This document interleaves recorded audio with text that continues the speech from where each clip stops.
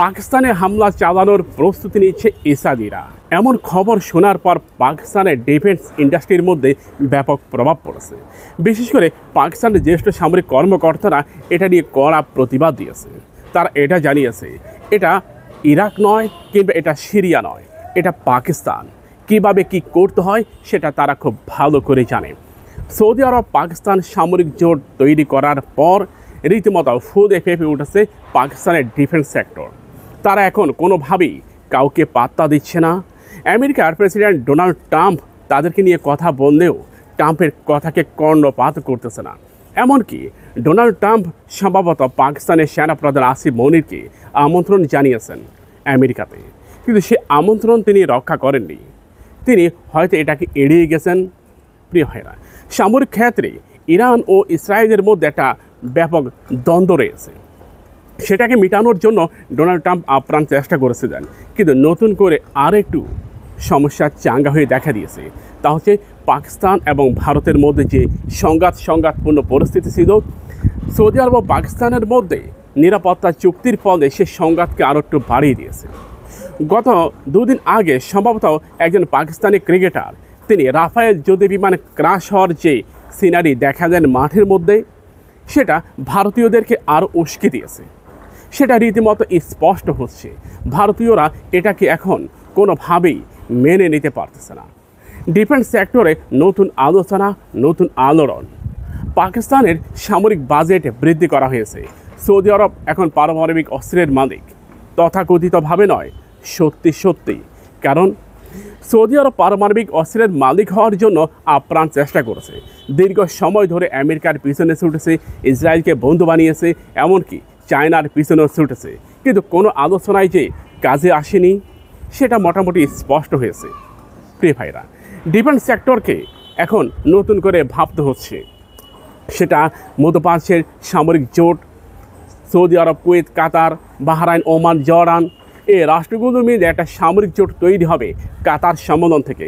কিন্তু কাতার সম্মেলনে এ ধরনের কোনো জোট তৈরি না হতে হতাশ হয়েছে বিশ্ব ব্যক্তিরা। তার এটা নিয়ে ক্ষোভ প্রকাশ করেছে। তারা স্পষ্টভাবে জানিয়েছে কাতার সম্মেলন পুরোপুরি ব্যর্থ হয়েছে, আর ব্যর্থতার দায় ইসরায়েলিদেরকে নিতে হবে। তারা লবিং করেছে। লবিং কাদেরকে দিয়ে করেছে? সংযুক্ত আরব আমিরাত, বাহরাইন, জর্ডান, মোট 3টি রাষ্ট্রকে দিয়ে তারা লবিং করেছে। আর এই সম্মেলনে যোগ দেয়নি সংযুক্ত আরব আমিরাত, মরক্কো এবং বাহরাইন। এই 3টি রাষ্ট্র এই সম্মেলনে যোগ দেয়নি, যার ফলে মোটামুটি এটা স্পষ্ট যে এই নিরাপত্তা চুক্তির আদলে যে জোট তৈরি হচ্ছে সেটাকে বেচতে দেওয়ার জন্য রীতিমতো উন্মুখ হয়েছে পুরো দুনিয়া। সামরিক ক্ষেত্রে নতুন এক ইতিহাস তৈরি হবে ইনশাল্লাহ। আগামীর দিনে, আগামীর বাংলাদেশে আমরা হয়তো এটা দেখতে পাবো যে নতুন উদ্যমে কোনো এক শক্তি এগিয়ে যাচ্ছে। বাংলাদেশের সামরিক শক্তিও এগিয়ে যাবে। ধারণা করা হচ্ছে ডিফেন্স সেক্টরে গুঞ্জন শোনা যাচ্ছে সৌদি জোটে হয়তো বাংলাদেশও যুক্ত হতে পারে। ইসরায়েলিরা যদি এই মুহূর্তে পাকিস্তান আক্রমণ করার চেষ্টা করে তাহলে এক্ষেত্রে বাধা হয়ে দাঁড়াবে সৌদি আরব। কারণ নিরাপত্তা চুক্তির সৌদি আরবের মন না চাইলেও তার ইসরায়েলিদের বিরুদ্ধে যুদ্ধ করতে হবে। এরপর ইরানও এই জোটে যুক্ত হবে এই মাসের মধ্যেই।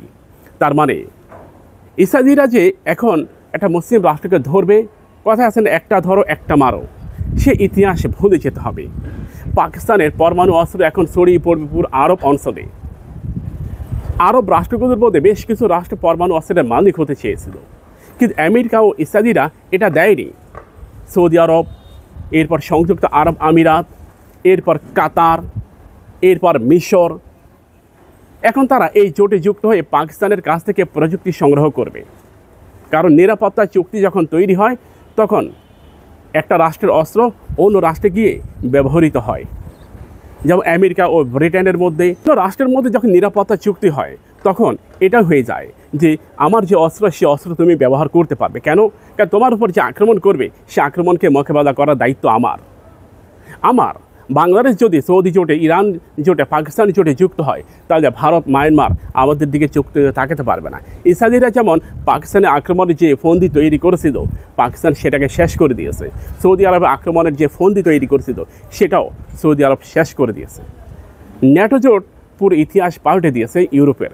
ঠিক তেমনি সৌদি আরব ও পাকিস্তান জোটে পুরো মধ্যপ্রাচ্যের ইতিহাস পরিবর্তন করে দেবে। আমরা আশা করি আমাদের বাংলাদেশও এই তালিকায় যুক্ত হবে।